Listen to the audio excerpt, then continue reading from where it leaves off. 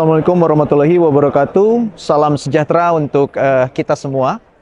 Eh, Pertama-tama saya ingin mengucapkan terima kasih banyak kepada segenap panitia acara National Cybersecurity Connect 2025, yang mana sebenarnya ini kali pertama ya saya mendapatkan kesempatan untuk bisa berbicara langsung di main stage sebagai keynote speaker ya, dan tentunya terima kasih sebanyak-banyaknya juga kepada rekan-rekan sekalian yang telah hadir, yang meluangkan waktu untuk mendengarkan sesi keynote speak dari saya seperti itu.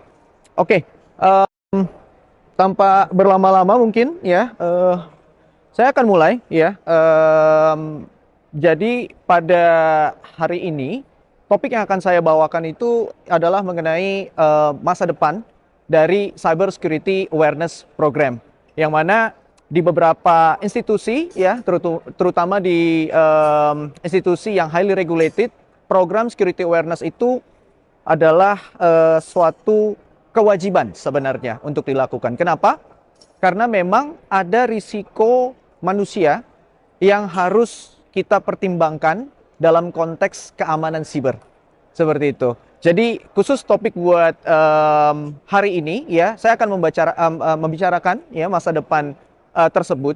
Jadi seperti apa masa depan itu dalam pandangan kami, dan relevansinya bagaimana kami mencoba untuk meredefinisi yang namanya human risk management di era AI. Seperti itu. Mungkin sebelum saya mulai lebih lanjut, ada baiknya saya memperkenalkan sedikit apa yang kami lakukan di Cybermed. Tentu bidang fokus kami dari namanya sudah cukup tergambar. Kami berfokusnya adalah bagaimana merubah manusia itu bisa menjadi garda terdepan perlindungan suatu organisasi. Tentu kalau kita bicara manusia, maka ada banyak hal-hal yang berkaitan dengan sosiologi, psikologi, ya, tidak hanya cybersecurity itu sendiri. Jadi maka dari itu hal yang mungkin membedakan kami adalah kami lahir dari keilmuan perilaku dan menggabungkan ilmu sosiologi dan psikologi lalu dikombin dengan cybersecurity. Jadi di situ expertise-nya kami, ya. Oke, kita lanjut. Mungkin saya akan mulai dengan statement ini dulu. Ya, jadi security system fails more often ya, bukan dikarenakan technical flaws, tapi karena human error, Bapak Ibu sekalian. Ini kata-kata yang saya kutip dari Bruce Nair ya.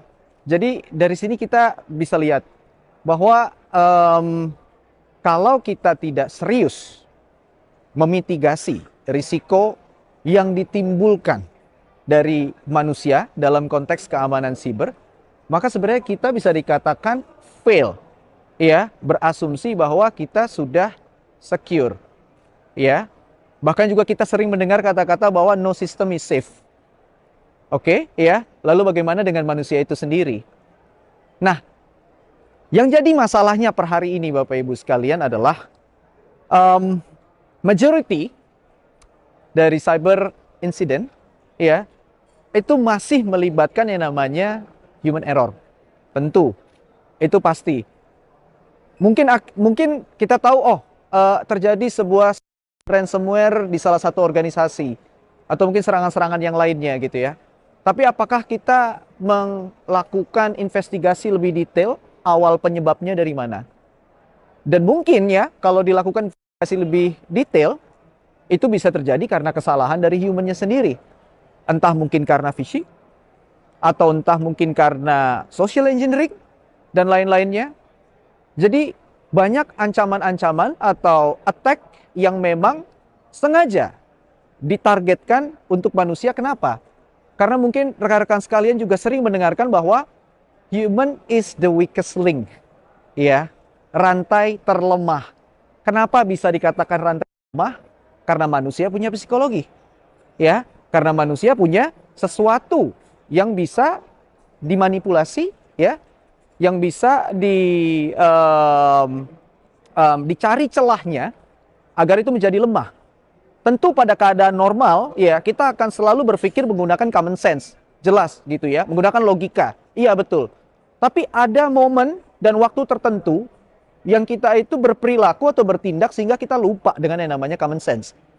Sehingga jadilah kita yang dikatakan tadi, human is the weakest link in cybersecurity seperti itu. Ya. Nah, sekarang pertanyaannya adalah kalau memang majority of incident disebabkan oleh human error, lalu kenapa cara kita melakukan cybersecurity awareness itu tidak berubah? Masih sama saja. Nah, memangnya seperti apa cara yang kita lakukan hari ini gitu ya? Mungkin ini sebagai gambaran saja rekan-rekan sekalian, ya.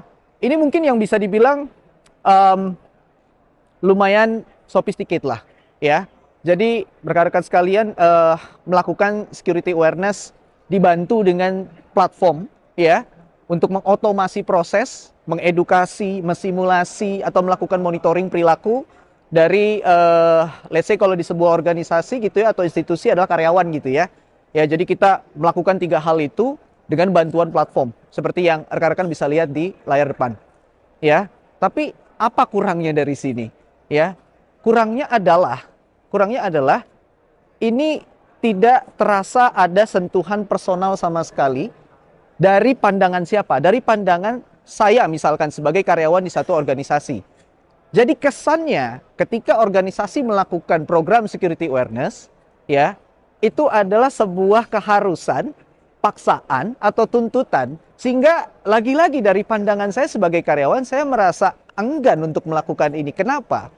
Karena saya juga sudah punya kerjaan sendiri gitu ya, sesuai dengan bidang saya ditambah lagi disuruh sama tim security atau tim risk gitu ya untuk melakukan ini. Jadi saya tidak dapat sisi personalnya, ada engagement yang lost dalam hal ini, gitu ya. Nah jadi tadi saya bisa simpulkan bahwa awareness ini menjadi gagal, rekan-rekan sekalian ya. Program security awareness itu menjadi fail, ya itu bukan karena kita sebagai human tidak peduli dengan security awareness, bukan. Kita bukan nggak peduli, tapi karena programnya itu yang kita dari perspektif user merasa ya mana sisi personalisasinya, karena saya tidak merasa ada engagement di situ gitu ya. Nah inilah yang membuat menjadinya rata-rata program security awareness yang dilakukan di beberapa organisasi berdasarkan riset kami itu ya sifatnya pasif, lalu juga kedua sifatnya one way karena terkesan seperti pemaksaan harus dilakukan gitu ya, entah untuk tujuan compliance checklist atau apapun gitu ya, terasa seperti dipaksa. Lalu yang ketiga itu adalah sisi generik itu tadi ya, karena semuanya diberikan pelatihan ya atau program yang sifatnya one size fit all. Jadi tidak ada rasa personalnya lagi ya, ada engagement yang lost di situ. Lalu maka dari itulah kami berpikir bahwa kita per hari ini sudah memiliki teknologi AI. Kita sudah bisa merasakan teknologi AI yang lebih dari cuma mengenerate teks. Gitu ya, rekan-rekan sekalian. Lebih dari sekedar mengenerate teks. Ada kemampuan untuk thinking, ada kemampuan untuk reasoning. Seperti itu. Lalu apa impact-nya kalau memang AI bisa melakukan itu? Ya berarti dalam hal ini AI bisa mengerti konteks yang lebih dalam dan juga bisa menawarkan sebenarnya sisi personalisasi yang pada teknologi-teknologi sebelumnya tidak bisa ditawarkan. Seperti itu. Jadi kami berpikir dari sini, maka aha momennya adalah oke, kalau security awareness is about learning, ya, is about educating people, lantas kenapa kita pergi ke gym itu kita merasa lebih nyaman apabila ada personal trainer di samping kita, orang yang memantau progres kita, orang yang mengarahkan kita untuk mencapai tujuan kita pergi ke gym. Kenapa hal yang sama tidak bisa diterapkan di dalam security awareness? Ya, yang kita lakukan di organisasi. Kenapa tidak bisa?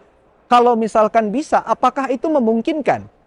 Jadi kasarnya adalah kita membayangkan bahwa anggap sebuah organisasi memiliki 1.000 karyawan, setiap karyawan punya personal trainer. Dari namanya saja udah personal gitu ya. personal trainer masing-masing yang akan mengarahkan mereka ke arah yang lebih baik untuk mendapatkan awareness yang lebih tinggi tentu, dan juga tentu bagaimana mereka bisa mencapai tingkat risiko yang rendah. Jadi ada yang mantauin setiap detik, setiap waktu, lalu memberikan intervensi-intervensi tertentu, gitu ya, sehingga yang namanya program itu sudah tidak lagi terasa generik, tidak terasa pasif, ya.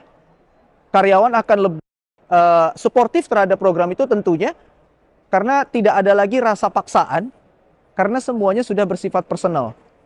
Nah, karena aha moment ini kami berpikir adalah, jadi bagaimana kalau misalkan ya teknologi AI yang kita bisa rasakan hari ini kami combine ya dengan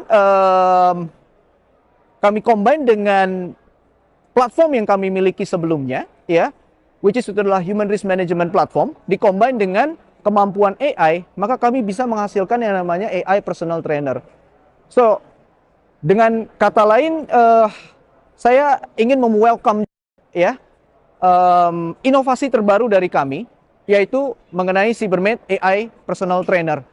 Jadi inilah yang kami rasa ya beberapa tahun ke depan akan menjadi masa depan dari program security awareness seperti itu.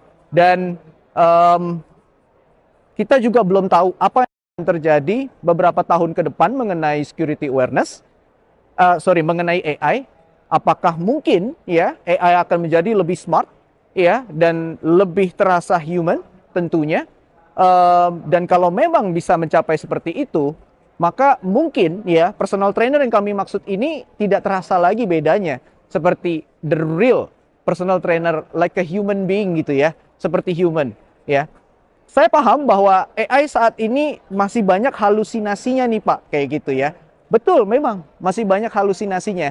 Maka dari itu, tapi itu kan berkembang ya, akan terus-terusan di-upgrade ya, sehingga tingkat halusinasi itu juga bisa berkurang gitu ya, sehingga tadi ya tujuan kita untuk bisa menghadirkan seorang personal trainer yang akan meng-guide, yang akan memonitor ya para karyawan kita di organisasi agar mereka bisa merasa lebih fun ya, mempelajari tentang cyber security. Dan ini secara tidak langsung impact-nya untuk organisasi adalah kita bisa memastikan bahwa risiko human risk ya, risiko cyber terkait human itu bisa kita mitigate dengan baik seperti itu. Nah, ekspektasinya apa?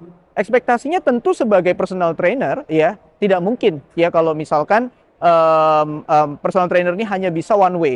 Dia harus bisa two way, memberikan intervensi ya kapanpun dibutuhkan. Lalu juga yang berikutnya adalah kita juga harusnya tidak hanya mengukur risiko, tapi juga bisa mengukur engagement yang terjadi antara personal trainer dengan karyawan ya. Dan demikian maka saya akan katakan bahwa sebenarnya AI itu cukup personal untuk mengerti ya kita sebagai human yang ada saat ini. So makanya ini akan cukup powerful sebenarnya untuk membuat kita lebih aware ya terkait cyber security dan juga interaksi di dalam dunia digital. Sekian dari saya, terima kasih.